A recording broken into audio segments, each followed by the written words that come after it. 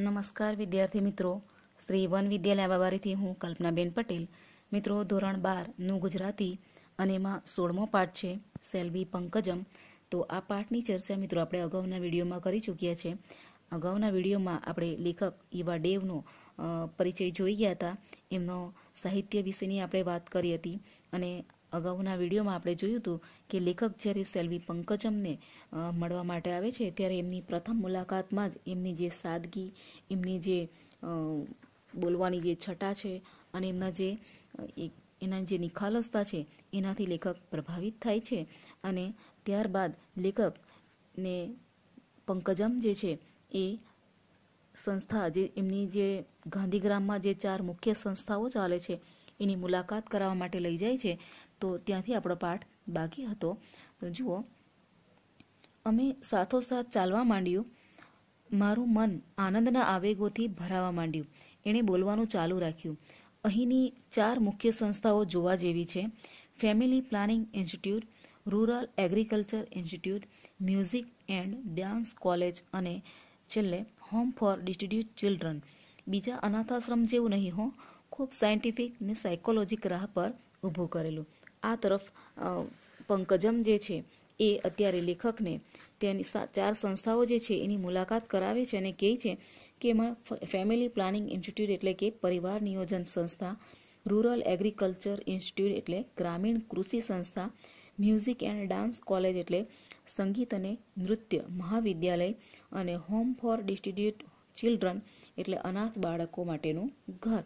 તો એ 4 સંસ્થાઓની મુલાકાત કરાવતા જઈને કહે છે કે બીજા અનાથાશ્રમ જેવું નહીં હો, ખૂબ જ સાયન્ટિફિક એટલે કે વૈજ્ઞાનિક અને સાયકોલોજીકલ એટલે કે મનોવૈજ્ઞાનિક રાહ પર ઊભું કરેલું છે. અત્યંત સુંદર જગ્યા છે આ. નાની ટેકરીઓની ગોદમાં સંતાયેલું આ ગામ કમનીય છે. બધાને આ ગામ ગમી જાય છે. એની અંદર રહેતા માણસો પણ. એનું મોં લાલચોળ બની ગયું. એણે હાથ રૂમાલ મોં પર દબાવ્યો. હું તો બચપણથી જ આની પ્રીતમાં છું. બીજા કેટલાય વિદેશીઓ અહીં સ્થિર થયા છે. 2-4 એક ઇન્સ્ટિટ્યૂટમાં છે. મોન્ટેસરી સાથે કામ કરી ચૂકેલા એક અંતેવાસી ડિસ્ટ્રીબ્યુટ હોમમાં છે. અને આ તરફ પંકજમ ત્યાંનું જે સ્થળ છે એની વાત કરે છે કે અત્યંત સુંદર જગ્યા છે આ. નાની ટેકરીઓની ગોદમાં સંતાયેલું આ ગામ ખૂબ જ કમનીય એટલે કે ખૂબ જ રમણીય છે. બધાને આ ગામ ગમી જાય છે. એની અંદર રહેતા માણસો પણ. અને એમ કહેતા એ શરમાઈ જાય છે. એનું મોં લાલચોળ બની જાય છે અને એ એના મોં પર હાથ રૂમાલ મૂકી દે છે અને કહે છે કે હું તો બાળપણથી જ આની પ્રીતમાં છું. બીજા કેટલાય વિદેશીઓ પણ અહીં સ્થિર થયા છે. 2-4 એક ઇન્સ્ટિટ્યૂટમાં છે અને મોન્ટેસોરી સાથે કામ કરી ચૂકેલા એટલે કે એક જે પાયાના જે બાળ કેળવણીની એક જે પદ્ધતિ છે તો એમાં કામ કરી ચૂકેલા એવા એક અંતેવાસી એટલે કે સાથે રહેનારા કે પાસે રહેનાર જે છે એ પણ આ ડિસ્ટ્રીબ્યુટ હોમ એટલે કે અનાથાશ્રમમાં છે. ચાલતા ચાલતા એણે મને સંસ્થાના પાયાથી માંડીને અત્યાર સુધીના વિકાસની વાત કરી. આ સંસ્થા એટલે અમ્મા ને અપ્પાની જીવનકથની. અને ગાંધીના ચુસ્ત અનુયાયી ને અંતેવાસી અમ્મા ને અપ્પાએ આ જંગલમાં કેવું મંગલ કર્યું તેની રસપ્રદ કથા મેં સાંભળી.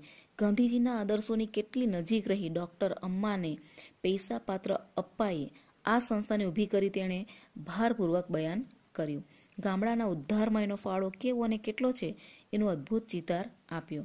ફેમિલી પ્લાનિંગ ને એગ્રીકલ્ચર ઇન્સ્ટિટ્યૂટની પ્રવૃત્તિઓ ગામડાના અભણ અને અબુધ માણસોને અવશ્ય આશીર્વાદ સમી લાગતી હશે એનો ખ્યાલ સહેજે મને આવી ગયો. છેલ્લામાં છેલ્લી ઢબના સાધનોથી સજ્જ સંસ્થાઓ આ ગાંધીગ્રામમાં જોતા મારા આશ્ચર્યનો પાર ન રહ્યો. આવી અપૂર્વ સંસ્થાના રચયિતા પતિ પત્નીને જોવા મન ઉત્કંઠ બની ગયું. આ તરફ પંકજમ જે છે એ લેખકને આ સંસ્થાની પાયા એટલે કે એની જ્યાંથી શરૂઆત થઈ પાયાથી માંડીને અત્યાર સુધીનો જેટલો પણ વિકાસ થયો તેની સમગ્ર વાત કરી. અને આ સંસ્થા એટલે અમ્મા અને અપ્પાની જીવનકથથી. અહીં અમ્મા અને અપ્પા એટલે કે એક પતિ પત્ની દંપતી છે અને અમ્મા અને અપ્પાનો અર્થ થાય પપ્પા અને મમ્મી. અને ગાંધીના ચુસ્ત અનુયાયી એટલે કે ગાંધીજીના ચુસ્ત અનુયાયીઓ એટલે કે ગાંધીજીને અનુસરનારા, એના અંતેવાસી એટલે કે સાથે રહેનારા, પાસે રહેનારા એવા અમ્મા અને અપ્પાએ આ જંગલ જેવા વિસ્તારમાં કેવું સરસ કામ કર્યું છે એની કથા સાંભળી અને ગાંધીજીના આદર્શોની કેટલી નજીક રહીને ડૉક્ટર અમ્માએ અને પૈસાપાત્ર અપ્પાએ આ સંસ્થાને ઊભી કરી એનું ભારપૂર્વકનું એમણે બયાન કર્યું અને ગામડાના ઉદ્ધારમાં એ કેટલો એમનો ફાળો અદ્ભુત રહ્યો એનો પણ એમણે પરિચય કરાવ્યો અને સાથે સાથે ગામડાના અબોધ અને જે અણસમજુ અને અભણ જે માણસો છે એમના માટે આ ફેમિલી પ્લાનિંગ અને કૃષિ સંસ્થા કેટલી આશીર્વાદ સમી હશે એનો ખ્યાલ લેખકને આવે છે અને આ તરફ આ સંસ્થામાં ગાંધીગ્રામને જોતા એમનો આશ્ચર્યનો પાર ન રહ્યો અને આ તરફ એવો આ અપૂર્વ સંસ્થાના રચયિતા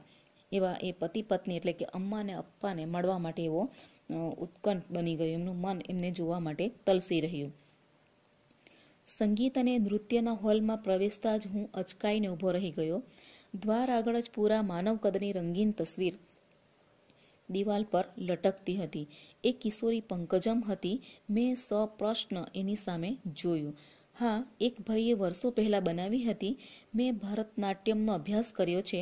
આ સંસ્થા માટે પૈસા ભેગા કરવા અમે નાટ્ય નર્તનનો કાર્યક્રમ લઈ આખા હિંદમાં રખડતા. અમ્મા ને અપ્પાએ મારા પર અત્યંત સ્નેહ છે.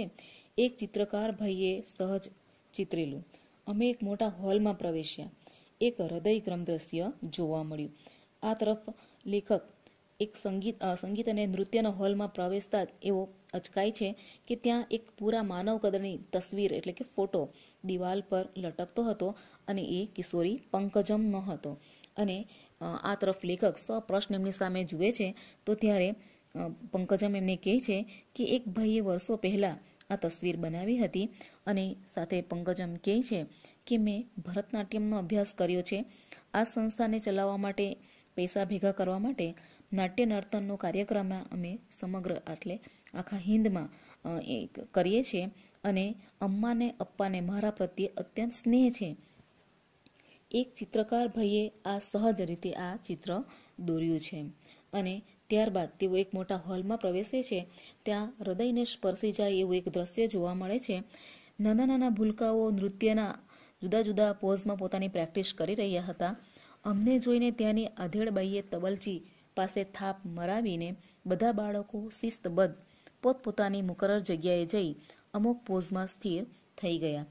બાઈ તોડા બોલવા માંડી ને એક મનોહર હલનચલનની ભાત બંધાવવા માંડી અને આ તરફ એ નાના નાના બાળકો જે છે એ પોતાની પ્રેક્ટિસ કરી રહ્યા હતા.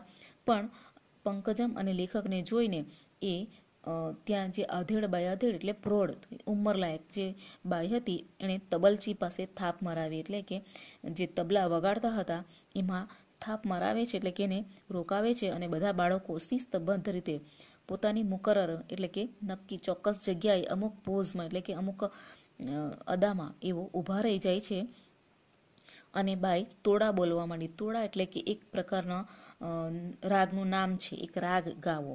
તો એ તોડા બોલવા માંડે છે અને એક મનોહર હલનચલનની ભાત બંધાવવા માંડી. મારા મનમાં એ ઘરની કલ્પના ઉઠવા લાગી. સ્વચ્છ સુંદર જ નહીં પણ સંસ્કારીને કલાત્મક ગૃહની. પંકજમનું વર્ણન એટલું સુશીલ હતું કે મારી બધી શંકાઓ એણે દૂર કરી નાખી. અને આ તરફ લેખકના મનની અંદર એક પ્રકારની અજબ કલ્પના જાગે છે. સ્વચ્છ સુંદર નહીં પણ સંસ્કારીને કલાત્મક ઘરની. અને પંકજમનું વર્તન એટલું સુશીલ હતું કે લેખકની જે કંઈ પણ મનમાં શંકાઓ હતી એ બધી દૂર થઈ જાય છે. ત્યાંથી નીકળી અમે સીધા ડિસ્ટ્રીબ્યુટ હોમમાં આવ્યા. દરવાજામાં પ્રવેશતા એ બોલી, અમને સહુને આ સંસ્થાનું બહુ જ ગૌરવ છે. અમે એને કલગીરૂપ સંસ્થા માનીએ છીએ. આ બાળકોમાંની એક જૂથ પંકજમ બાજુ ધસી આવ્યું અને એને લગભગ મારાથી દૂર ઘસડી ગયું. પેલા બાઈ મારી પાસે આવ્યા, નમસ્કાર કરી બોલ્યા, તમને હવે પંકજમ થોડો વખત નહીં મળે. આજે બાળકો એને મળ્યા નથી એટલે આ તક મળતા એની સાથે થોડું મળી લેશે. ચાલો હું તમને આ સંસ્થાનો પરિચય કરાવી દઉં. અને આ તરફ તેઓ સીધા અનાથાશ્રમમાં જાય છે. ડિસ્ટ્રીબ્યુટ હોમ એટલે કે અનાથાશ્રમનું જે ઘર સંસ્થા હતી ત્યાં જાય છે. દરવાજામાં જ પ્રવેશતા એ બોલી કે અમને આ સંસ્થા પ્રત્યે બહુ જ ગૌરવ છે અને એને અમે કલગી રૂપ માનીએ છીએ, એટલે કે માથાના મુગટ રૂપ આ સંસ્થા મારા માટે છે. અને ત્યાંના જે બાળકોમાંનું એક જૂથ, એક બાળકોનું જે ટોળું એ સીધું પંકજમ પાસે દોડી આવે છે અને લેખકથી દૂર એ બાળકો પંકજમને લઈ જાય છે. પેલા બાઈ લેખક પાસે આવે છે અને નમસ્કાર કરીને કહે છે કે પંકજમ, હવે તમને થોડો સમય નહીં મળશે, કારણ કે બાળકો એમને આજે મળ્યા નથી અને અત્યારે તક મળી છે તો એ થોડી વાર એમની પાસે ખેલી લેશે, એટલે કે રમશે અને મળી લેશે. હું તમને આ સંસ્થાનો પરિચય કરાવી દઉં. એ એક અત્યંત મજાનું સ્થળ હતું. અનાથ બાળકો માટે તો સ્વર્ગ જ ગણાય. તદ્દન નાના બાળકોના રૂમમાં અમે પહેલાં ગયા. 3-4 શિક્ષિકાઓ અને આયાઓ બચ્ચાઓની દેખભાળ રાખતા હતા. બધાને નર્સિંગ ને મોન્ટેસરી શિક્ષણની તાલીમ ત્યાં જ આપવામાં આવી હતી. 5-10 મિનિટ હું ત્યાં થોભ્યો. બે પરસ્પર વિરોધી લાગણીઓનું ઘર્ષણ મારા મનમાં ચાલી રહ્યું હતું. સ્વચ્છ ને પ્રેમાળ વાતાવરણમાં ઉગી રહેલા ફૂલો મને ખુશ કરી રહ્યા હતા. બીજી બાજુ એ એમના નિકટના સંબંધીઓને થી ત્યજાયેલા હતા. એ જાણીને હું અત્યંત વેદના અને દુઃખ અનુભવી રહ્યો હતો. એક જાડો આનંદી બાળક ઘૂંટણિયા ભરતો મારી પાસે આવ્યો. મેં એને ઉચકી લીધો. એ કિલકિલાટ હસી પડ્યો અને એણે નીચે મૂકીને જવા માંડ્યું ત્યારે એ ઊંચે સાદે રડવા માંડ્યો. મારું અંતર દ્રવી ઉઠ્યું. અત્યંત ચોખ્ખી, વ્યવસ્થિત બાળકોની શારીરિક ને માનસિક પ્રગતિ માટે બધી જ સામગ્રીથી સજ્જ એ રૂમો મારા ચિત્તમાં સદાયને માટે મળાઈ ગઈ. અને આ તરફ લેખક જ્યારે એ સ્થળ જુએ છે, એટલે કે અનાથાશ્રમમાં એમણે જોયું તો એ બાળકો માટે તો જાણે સ્વર્ગ સમાન હતું. અને નાના નાના બાળકોની સંભાળ માટે 3-4 શિક્ષિકાઓ હતી, આયાઓ હતી. એ બાળકોની સંભાળ રાખતી હતી. આયા શબ્દ તમને શબ્દ સમાટ એક શબ્દમાં પૂછાય છે કે છોકરાઓની સંભાળ રાખનાર બાઈ. તો એ એમની સંભાળ રાખતી હતી. બધાને નર્સિંગ ને મોન્ટેસરી શિક્ષણની તાલીમ ત્યાં જ આપવામાં આવી હતી. અને 5-10 મિનિટ લેખક ત્યાં થોભે છે અને લેખકના મનની અંદર એક પ્રકારનું વિરોધી લાગણીઓનું ઘર્ષણ મનમાં ચાલી રહ્યું હતું કે આવા વાતાવરણમાં ઉગી રહેલા ફૂલો મને ખુશ કરી રહ્યા હતા. અને બીજી બાજુ એમના જે નાના નાના બાળકો જે છે એના માટે લેખક કહે છે કે એ નાના નાના બાળકો મને ખુશ કરી રહ્યા હતા. તો બીજી બાજુ એ પણ વિચાર આવે છે કે એમના નિકટના સંબંધીઓથી એવો ત્યજાયેલા છે, એટલે કે એ બાળકો અનાથ છે, એમના માતા પિતાએ એમને ત્યજી દીધા છે. એ જાણીને લેખકને ખૂબ જ દુઃખ થાય છે. એક નાનો જાડો અને ખૂબ જ આનંદી બાળક ઘૂંટણિયા ભરતો એમની પાસે આવે છે અને એમને લેખક જ્યારે એને ઉચકી લે છે તો એ ખૂબ જ ખુશ થઈ જાય છે. પણ જ્યારે એને નીચે મૂકીને જવા માંડે છે ત્યારે એ બાળક એ ઊંચા સાદે અવાજે રડે છે. તો લેખકનું મન ત્યારે દ્રવી ઉઠે છે અને બાળકો માટેની સુંદર આ વ્યવસ્થા જોઈ ને લેખકને એ રૂમ મનમાં જાણે કે એક પ્રકારના ચિત્તમાં મળાઈ જાય છે. બહાર મેદાનમાં આવ્યા અમે. નાના બાળકો કિલ્લોલ કરી રહ્યા હતા. એકાએક પ્રશ્ન ઉઠ્યો અને મેં પૂછી નાખ્યો. માફ કરજો, આ પ્રશ્ન પૂછવા માટે ઉત્સુકતા નથી રોકી શકતો. આ બધાના મા બાપોથી તમે જ્ઞાત હો છો? આ બાળકોને કોણ અહીં લાવે છે? અને આ તરફ લેખક પેલી આધેડ બાઈ જે છે એને પૂછે છે કે આ નાના બાળકો જે છે એ એના માટે મારે એક પ્રશ્ન પૂછવો છે, પણ માફ કરજો કે આ પ્રશ્ન પૂછવા માટે. અને એ કહે છે કે હું એ જાણવા માટે ઉત્સુક છું કે આ બધાના મા બાપોથી તમે જ્ઞાત છો, એટલે કે આ બધા બાળકોના મમ્મી પપ્પા કોણ છે એ તમે જાણો છો? જ્ઞાત એટલે જાણવું. આ બાળકોને અહીં કોણ લાવે છે? બધા જ તવંગર, ગરીબ, પુનિત, પાપી, દુર્જન, સજ્જન, જેના દિલમાં રામ વસ્યો હોય તે બાળકોનું ગળું ટૂંપવાને બદલે કે રઝળતું છોડી દેવાને બદલે એને અહીં લઈ આવે છે. કોઈ ગટરમાંથી, કૂવામાંથી, ઉકરડેથી, જંગલમાંથી કે કલ્પનામાં ન આવે એવી ગંદી જગ્યાઓમાંથી માણસો એમને બહાર કાઢી આપી જાય છે. કોઈક જ વખત અમને એમના મા બાપોની જાણ થાય છે, મોટા ભાગનાની નથી થતી. અને આ તરફ પેલી બાઈ લેખકને કહે છે કે બધા જ, એટલે કે ગરીબ, તવંગર, ગરીબ એટલે એકદમ ગરીબ હોય, તવંગર એટલે કે પૈસાદાર હોય, પુનિત, પાપી, પુનિત એટલે પવિત્ર અને પાપી, દુર્જન, સજ્જન, એવા કે જેના દિલમાં રામ વસ્ય હોય તો અમુક કે બાળકનું ગળું ટૂંપવાને એટલે કે બાળકને મારી નાખવાના બદલે એને રઝળતું છોડી દેવાને બદલે એવો અહીં લઈ આવે છે. કોઈક બાળકો ગટરમાંથી મળે, તો કોઈક કૂવામાંથી, તો ઉકરડેથી, જંગલમાંથી, એવી કંઈક એવી કલ્પનામાં ન આવે એવી જગ્યાએથી માણસો એમને લઈ આવે છે અને અહીં આપી જાય છે. એમાંના મોટા ભાગના બાળકોના મા બાપ કોણ છે તે અમે જાણતા નથી. અને આ રીતે પેલી બાઈ લેખકને કહે છે, અમે કિશોર બ્લોક બાજુ આગળ વધતા હતા. તમે આ બાળકોને કેવી રીતે તૈયાર કરો છો? તેઓ એમની કમનસીબ દશાથી માહિતગાર હોય છે. એ ઉંમરલાયક થાય ત્યારે નોર્મલ માણસની માફક આ દુનિયામાં જોડાઈ શકે છે. સમાજ એમને કઈ રીતે સ્વીકારે છે? તમારો અનુભવ શું કહે છે? અને આ તરફ લેખક એ કહે છે કે આ બાળકોને તમે કેવી રીતે તૈયાર કરો છો, કે એમની આ જે કમનસીબ દશાથી એવો વાકેફ છે ખરા, એટલે કે એનાથી એ માહિતગાર છે. અને આ ઉંમરલાયક એ બાળકો જ્યારે ઉંમરલાયક થાય ત્યારે એ નોર્મલ માણસોની માફક આ દુનિયામાં જોડાઈ શકે છે. સમાજ તેમને કઈ રીતે સ્વીકારે? તો એ તમારો અનુભવ શું છે? આ બાળકોને સર્વ રીતે તૈયાર કરવામાં અમે અમારાથી બને એટલું બધું કરીએ છીએ. એમની બુદ્ધિને બીજી શક્તિઓ લક્ષમાં લઈને એને લાયક તાલીમ આપવા અમે પૂરો પ્રયત્ન કરીએ છીએ. મોટાભાગે સફળતા મળી છે અમને, પરંતુ કેટલાય બાળકોની બાબતમાં અમે નિષ્ફળ પણ ગયા છીએ. તમને એક નક્કર જ દાખલો આપું. તમે પંકજમના મિત્રો છો. પંકજમ એ આ સંસ્થાની આગવી સિદ્ધિ છે. તમે જાણો છો એનું નામ અપ્પાએ જાણી બુજીને આ રાખ્યું છે. એ કાદવનું કમાળ છે ને આ સંસ્થાનું ફરજન છે. અમને એનું મોટું ગૌરવ છે. અને આ તરફ પેલી અધેડબાઈ કહે છે કે અમારાથી બને તેટલું અમે એમને તૈયાર કરીએ છીએ અને એમની બુદ્ધિને બીજી જે શક્તિઓ છે એને ધ્યાનમાં લઈને એને લાયક અમે એમને તાલીમ આપીએ છીએ અને મોટા ભાગે સફળતા મળે છે. અને કેટલાક બાળકોમાં અમે નિષ્ફળ પણ જઈએ છીએ. એનો એક નક્કર દાખલો આપું તો પંકજમના તમે મિત્ર છો, એટલે પંકજમ એ આ સંસ્થાની આગવી સિદ્ધિ છે.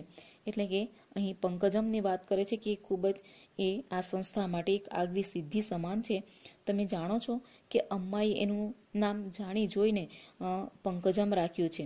પંકજ શબ્દનો અર્થ જ થાય કાદવ, કમળનું ફૂલ એમ. એટલે કે એ ભલે કાદવમાં ઉગે પરંતુ એ ફૂલ ખૂબ જ એ રમણીય છે, તેમ એ આ કાદવનું કમળ છે ને આ સંસ્થાનું ફરજંદ છે. ફરજંદ એટલે બાળક. અને આ રીતે એ અમને મોટું ગૌરવ છે. મારી છાતીમાં ભયંકર કડાકો થયો. આ સૌમ્ય અને શાંત છોકરીની જોડ શોધવી મુશ્કેલ છે. ભણવામાં એ ફર્સ્ટ રહી છે. એટલું જ નહીં, બીજા ક્ષેત્રોમાં પણ એ મોખરે રહી છે. શું લેખન, શું નર્તન કે શું વક્તૃત્વ. અને એ કહે છે કે આ સૌમ્ય અને શાંત છોકરીની જોડ શોધવી મુશ્કેલ છે. ભણવામાં પણ એ ફર્સ્ટ રહી છે. એટલું જ નહીં પણ બીજા ક્ષેત્રોમાં પણ એ ખૂબ જ આગળ રહી છે. તમે એને લેખનમાં જુઓ, એના નર્તનમાં કે એના વક્તૃત્વમાં, દરેક ક્ષેત્રમાં એ આગળ રહી. આ સંસ્થાનું ફરજન છે, એ કાદવનું કમળ છે, માટેનું નામ પંકજમ છે. મારા મનમાં એ શબ્દો ઘોળાવા માંડ્યા. એના મા બાપની તમને જાણ છે ખરી? સહજ પ્રશ્ન થઈ ગયો મારાથી. ના, એના મા બાપ, સ્નેહીજનો જે કાંઈ ગણો તે આ સંસ્થા ને એનાથી પણ અધિકતર એવા અમ્મા ને અપ્પા. મારા હૃદયતલમાં સુસુપ્ત પૂર્વગ્રહો સળવળવા માંડ્યા. અને કેમ પરણાય? એ કોણ હશે? એની માં જરૂર પતિતા જ હશે. કેવોય વંશ વેલો હશે. ઓહ, મારું મન કેવું વિરક્ત બની ગયું છે. આ તરફ પેલી જે પ્રૌઢ બાઈ જે છે એ કહે છે કે આ સંસ્થાનું ફરજંદ છે. ફરજંદ એટલે સંતાન કે બાળક. કે પંકજમ તો આ સંસ્થાનું સંતાન છે. એ કાદવનું કમળ છે. કમળ જેમ કાદવમાં ઉગે એમ આ પંકજમ જે છે એ પણ અહીં અનાથાશ્રમનું એક બાળક છે. માટેનું નામ પંકજમ છે. મારા મનમાં એ શબ્દો ઘોળાવા માંડે અને લેખકને અત્યારે એ વાત મનમાં ફરવા લાગે છે. એના મા બાપની તમને જાણ છે ખરી? આ તરફ લેખકથી સહજ જ પ્રશ્ન પૂછાઈ જાય છે. તો ત્યારે પેલી બાઈ કહે છે કે ના, એના મા બાપ, સ્નેહીજનો જે કાંઈ ગણો તે આ સંસ્થા, એનાથી પણ અધિકતર એવા અમ્મા ને અપ્પા. અને લેખકના હૃદયમાં અત્યારે જે પૂર્વગ્રહો, એટલે કે પહેલેથી જ જે આપણે કોઈક વિશે જે ધારણા બાંધેલી હોય, એ સુસુપ્ત પડી રહેલી જે ધારણા હતી એ અત્યારે એમના મનની અંદર ફરવા લાગી. અને એ વિચારે છે કે આને કેમ પરણાય, કે એની માં એ કોણ હશે? એની માં જરૂર પતિતા જ હશે. પતિતા એટલે કે કંઈક પતિતા એટલે કે પાપી ના અર્થમાં લઈ તો એ હશે કેવોય એનો વંશ વેલો હશે. અને આ તરફ લેખકનું મન અત્યારે એકદમ વિરક્ત બની જાય છે, એટલે કે અત્યારે અનાસક્ત નિર્લેપ થઈ જાય છે. અને અમે કિશોર બ્લોક આગળ આવી પહોંચ્યા. નાના વાડામાં પંકજમ કિશોરીઓને સસલાની સંભાળ કેમ લેવી તેની એના પર સમજૂતી આપી રહી હતી. મારી સામે જોઈ એણે એક મોહક સ્મિત વેર્યું, પરંતુ શીત બની ગયેલા મારાથી સામું ના હસાયું. તને એના પૂર્વ જીવન સાથે શી નિસ્બત? એને જો કેવી નિર્લેપ, નિર્દોષ ને નિખાલસ! શું તું આ પૂર્વગ્રહમાંથી મુક્ત નહીં બની શકે? પણ એની માં કોની સાથે કેવોય સંબંધ? ભયંકર ગજગ્રાહ ચાલવા માંડ્યો મારા મનમાં. લાખ પ્રયત્ન કરવા છતાંય મનમાં ઉઠતી એક પ્રકારની ધૃણા હું કેમેય રોકી શકતો ન હતો. હૃદયનું આળું બનતું અટકાવી શકતો ન હતો. ત્યાંથી ભાગી નીકળવાની વૃત્તિઓ જોર કરીને ઉછળી રહી. હું મૂંગો બની ગયો. એટલે કે આ તરફ લેખક જ્યારે કિશોર બ્લોક એટલે કે બાળકોના રૂમ તરફ આગળ જાય છે, તો ત્યાં પંકજમ જે છે નાના છોકરા છોકરીઓને એ સસલાની સંભાળ કેવી રીતના રાખવી એના બાબતે સમજાવી રહી હતી. અને એ સમજાવતા એમણે લેખક સામું જોયું અને એક મોહક સ્મિત વેર્યું, પરંતુ આ તરફ લેખક હસી શક્યા નહીં. અને અત્યારે લેખકના મનની અંદર મનોમંથન ચાલે છે અને એ વિચારે છે કે એનું જીવન સાથે મારે શી નિસ્બત એમ. જોને એ કેવી નિર્લેપ, નિર્દોષ ને નિખાલસ છે. શું તો તારા પૂર્વગ્રહમાંથી બહાર નહીં આવી શકે? એટલે કે તારા મનમાં જે અગાઉથી જે બાંધેલી ધારણા છે, એ જે વિચાર છે, એને તું શું આગળ ન કરી શકે? એટલે કે એ વિચારમાંથી તું મુક્ત ન બની શકે? પણ એ પાછું વિચારે છે કે પણ એની માં કોની સાથે કેવો સંબંધ હશે એમ.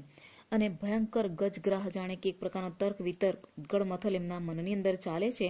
અને લાખ પ્રયત્ન કરવા છતાં મનમાં ઉઠતી એક પ્રકારની ધૃણા એટલે કે એક પ્રકારનો જે તિરસ્કારનો જે ભાવ છે, એમના મનમાંથી નફરતનો જે ભાવ છે એ જતો ન હતો.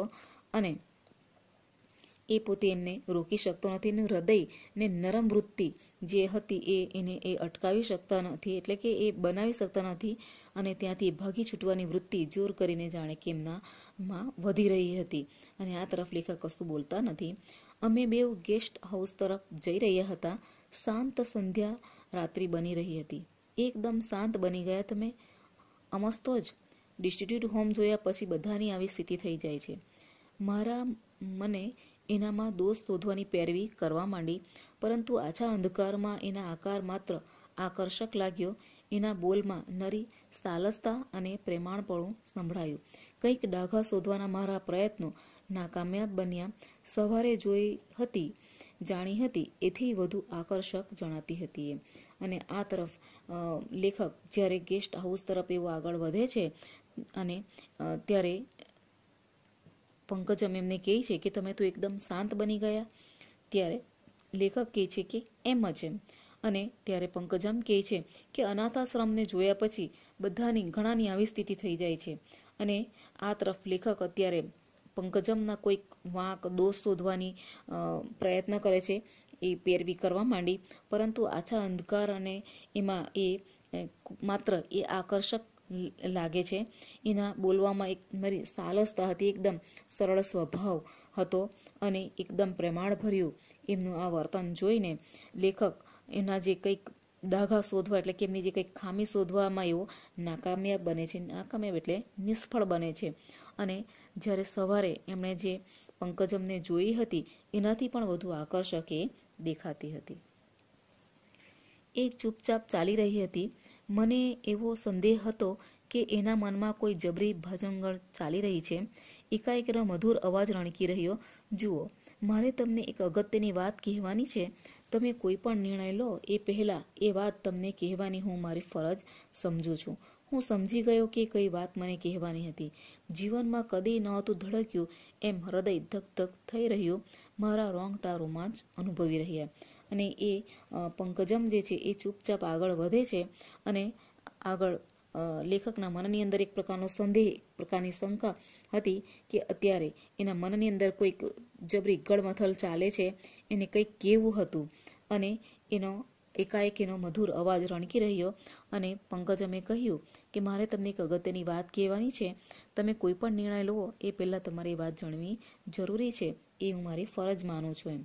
અને આ તરફ લેખકને સમજાઈ જાય છે કે પંકજમ અત્યારે એને શું કહેશે, અને આ તરફ લેખકનું મન અત્યારે રોમાંચ અનુભવી રહ્યું છે. એટલે કે એ એકદમ એનું હૃદય એમનું ધડકી રહ્યું હતું. મારું જીવન એક અનોખી કહાણી છે. મારું નામ મારી કથા કહી દે છે. મારે ઘર નથી, મા બાપ નથી, સ્વજન નથી. દુનિયાના વ્યવહારની દ્રષ્ટિએ જે ગૃહ એટલે કે જે ઘર તમે હમણાં જોયું તે મારું સાચું ઘર છે. ત્યાંના સંચાલકો અને ભૂલકાઓ મારા સ્વજન છે. અમ્મા ને અપ્પા મારા મા બાપ છે. મારી નાત, મારું ગોત્ર, મારી જાતિ કશાની મને ખબર નથી. હું કાદવનું ફૂલ છું, પણ મને હું રજ માત્ર હીન ગણતી નથી, બલકે મને એનું ગૌરવ છે. મારા પૂર્વગ્રહ ઓગળતા ગયા. રહી રહીને મારા હૃદયમાં પ્રશ્ન ઉઠી રહ્યો, કોઈ પણ સ્ત્રીએ પોતાની જીવનની કલુષિત વાત શું આ રીતે મને કહી હોત ખરી? આ ઉદ્દાત સંસ્કારની નિશાની નથી શું? આ ખાનદાની નથી શું? હું ઉર્મિલ બની ગયો. પંકજમની સુંદરતા, એના અવાજની મીઠાશ ને આત્મીયતા, એના દેહની સુગંધ, એના વ્યક્તિત્વની આકર્ષકતા બધું મારા મનમાં તરી રહ્યું. અને આ તરફ પંકજમ કહે છે કે મારું નામ જ તમને મારી જીવનની કથા કહી દેશે. અને કહે છે કે મારે ઘર નથી, કે મા બાપ નથી, સ્વજન નથી. મારું જે કંઈક હોય, તમે જો મારું જે કોઈ ઘર હોય તો આ અનાથાશ્રમ જ મારું સાચું ઘર છે. અને અહીંના જે સંચાલકો અને જે ભૂલકાઓ છે, જે નાના બાળકો છે, એ જ મારા બધા સ્વજનો છે. અને અમ્મા ને અપ્પા એ મારા માતા પિતા છે. અને મારી નાત એટલે કે મારી જ્ઞાતિ કે મારા ગોત્ર કે મારી જાતિની મને કોઈ જ ખબર નથી. હું આ એક કાદવનું ફૂલ છું.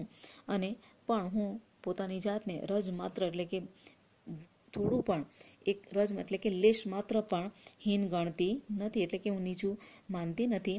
અને મારા બલકે એનું મને ગૌરવ છે. અને કે આ તરફ લેખક આ સાંભળીને લેખકના મનની અંદર જે પૂર્વગ્રહ એટલે કે જે અગાઉની જે ધારણા હતી અનાથ વિશે એ મનમાં ઓગળતી જાય છે. અને એમના ખુદ પોતાને પ્રશ્ન કરે છે લેખક કે કોઈ પણ સ્ત્રી પોતાની જીવનની જે આવી જે વાત હોય એટલે કે જે કહેવા યોગ્ય ન હોય એવી વાત કહે ખરી? અને જો મને ન કહી હોત તો શું એમ? અને આ ઉદ્દાત સંસ્કારની નિશાની નથી. એટલે કે એણે એ પોતાની વાત કોઈ છુપાવી નહીં, તો એ શું એક સારા સંસ્કારની નિશાની નથી? આ ખાનદાની નથી શું? એટલે કે આ એક પ્રકારની એની ખાનદાની છે કે એણે કોઈ પણ વાતને છુપાવી નહીં. અને આ તરફ લેખક એ જે છે એ વ્યક્તિત્વની આકર્ષકતા એના મનમાં વધુ ને વધુ તરી રહી. એટલે કે આ તરફ પંકજમની જે વ્યક્તિત્વ હતું છે એ એનામાં નીકળી રહે છે. એક વાત પૂછું તમને, હું બોલ્યો ને એ અટકી ગઈ. તમે મને સ્વીકારશો સેલ્વી પંકજમ? મેં કાપતા સ્વરે પૂછ્યું. શું સ્વીકાર? ના, હા. એ હર્ષના અતિરેકથી થોથવાઈ ગઈ. એ ગળગળી બની ગઈ. એના અવાજ ગળામાં ઘૂંટાઈ ગયો. એની વાચા મૌન બની ગઈ. એણે નજીક આવી મારા હાથ પકડી લીધા ને એની આંખોમાંથી આંસુ સરી રહ્યા હતા. અને આ તરફ લેખક પંકજમને કહે છે કે તમે મને સ્વીકારશો? અને આ તરફ પંકજમ જે છે એ એકદમ આનંદના અતિરેકમાં આવી જાય છે અને થોથવાઈ જવું એટલે કે કંઈક વ્યવસ્થિત બોલી ન શકવું. અને એ ગળગળી બની જાય છે. એકદમ જાણે કે એના મનની અંદર કોઈક ગળમથલ થઈ રહી હોય એમ એકદમ એ બોલી શકતી નથી. અને એનો અવાજ ગળામાં જ રૂંધાઈ ગયો. એની વાચા એટલે કે એની વાણી એકદમ મૌન બની ગઈ. અને આ તરફ એની આંખોમાંથી આંસુ સરી રહે છે. મારું હૈયું દ્રવી ઉઠ્યું. એ થોડી સ્વસ્થ બની બોલી, સાચે તમે મને સ્વીકારશો? હું આ ઉત્તર માટે તૈયાર નથી. તમે મને ચૂપચાપ તરછોડી અહીંથી ચાલ્યા ગયા હોત તો વધુ સ્વાભાવિક લાગત. એમ ઘણા ચાલ્યા ગયા છે તો હું પણ ડોક ઉન્નત કરી, ખભા ઉછાળી અભિમાનથી ચાલી નીકળી હોત. બીજે દિવસે બધું વિસરી પણ ગઈ હોત. પરંતુ આ નથી માની શકતી. આ પળ માટે વર્ષોથી થોભી છું. મેં એની આશા બિલકુલ મૂકી દીધી હતી. ત્યારે એ સૌભાગ્યની ઘડી આમ અચાનક આવીને ઊભી રહી છે. એ નથી જીરવાતી મારાથી. અને આ તરફ એ પંકજમ એક સ્વસ્થ બનીને કહે છે કે ખરેખર તમે મને સ્વીકારશો? કે આ જવાબ માટે હું તૈયાર ન હતી, કારણ કે ઘણા અહીં આ રીતે આવીને ચાલ્યા ગયા છે. એટલે કે પહેલાં એવો આવે તો છે, પણ જ્યારે એમને ખબર પડે છે કે એ અનાથ છે તો એ લગ્નની વાત પડતી મૂકી ચાલ્યા જાય છે. અને જો એ ચાલ્યા ગયા હોત તો મને કોઈ પણ પ્રકારનો આઘાત લાગ્યો ન હોત, પરંતુ હું ઉન્નત એટલે કે ઊંચી ડોકે ખભા ઉછાળી અભિમાનથી ચાલી નીકળી હોત, અને એ બધું બીજે દિવસે હું ભૂલી પણ જાત. પરંતુ આ તમે જે અત્યારે માની શકતી નથી કે એ જ તમે જે આ રીતેની મને સ્વીકાર કરવાની વાત કરી એ હું માની શકતી નથી. આ પળ માટે હું વર્ષોથી થોભી છું. મને બિલકુલ મેં આશા મૂકી દીધી હતી, અને જ્યારે આ સૌભાગ્યની ઘડી આવી છે અને આ રીતે મારા આગળ આવીને આ ઘડી ઊભી રહી છે તો એ મારાથી સહી શકાતી નથી. મેં એના આંસુ લૂછી નાખ્યા. એણે મારા હાથે આંખ દાબી દીધા અને મને લગભગ ધસડતી એ બોલી, ચાલો જલ્દી ચાલો, અમ્માને અપ્પાને સમાચાર આપીએ ને એમના આશીર્વાદ લઈએ. મોગરાની મીઠી મહેક વાતાવરણમાં પસરતી મેં અનુભવી. અને આ તરફ લેખક એ પંકજમના આંખોમાંથી જે આંસુ સરી રહ્યા હતા એને લૂછી નાખે છે, અને એ લગભગ ઢસડતી એટલે કે લેખકને જાણે ખેંચીને લઈ જતી હોય એમ, જલ્દી ચાલો આ આપણે વાત અમ્મા અને અપ્પાને આ કહીએ અને એમના આશીર્વાદ લઈએ. અને આ રીતે એ જાણે કે વાતાવરણને પ્રસન્ન ચિત્તમાં ફરવાઈ જાય છે. તો મિત્રો, અહીં આ પાઠ આપણો પૂરો થાય છે, અને તમારે સ્વાધ્યાયમાં શબ્દાર્થ લખવાના છે, અને સાથે અહીં જે રૂઢિપ્રયોગ આપ્યા છે એ પણ તમારે નોટમાં નોંધ કરવાના છે. અને ગૃહ કાર્યમાં તમારે અહીં જે નીચેના એક વાક્યમાં ઉત્તર લખો એ પ્રશ્નો છે એ લખવાના છે. તેમાં પહેલો પ્રશ્ન છે, ગાંધીગ્રામમાં પ્રવેશતા જ નાયકને શો પ્રશ્ન થયો? બીજો પ્રશ્ન છે, અનાથ બાળકોની મુલાકાતથી નાયકને નાયિકા વિશે શું વિચાર આવ્યો? અને બીજો પ્રશ્ન છે, નીચેના પ્રશ્નોના 2-3 વાક્યમાં ઉત્તર લખો. એમાંના જે 3 પ્રશ્નો છે એ 3 પ્રશ્નો તમારે લખવાના છે કે સેલ્વી પંકજમ નાયકનું સ્વાગત કેવી રીતે કર્યું? બીજો પ્રશ્ન છે, નાયિકાને જોતા નાયકે કયા અનુમાનો કર્યા? અને ત્રીજો પ્રશ્ન છે, મોટા હોલમાં પ્રવેશતા નાયકને કયું દ્રશ્ય જોવા મળ્યું? અને છેલ્લે ત્રીજો જે પ્રશ્ન છે, નીચેના પ્રશ્નો સવિસ્તર ઉત્તર લખો. એમાં તમારે પહેલો અને બીજો પ્રશ્ન લખવાનો છે કે પંકજમની હકીકત જાણ્યા પછી નાયકે કયું મનોમંથન અનુભવ્યું? અને બીજો પ્રશ્ન, સેલ્વી પંકજમનું ચરિત્ર ચિત્રણ કરો. તો સ્વાધ્યાયમાં તમારે આટલા પ્રશ્નોના જવાબ લખીને મોકલવાના રહેશે. Thank you.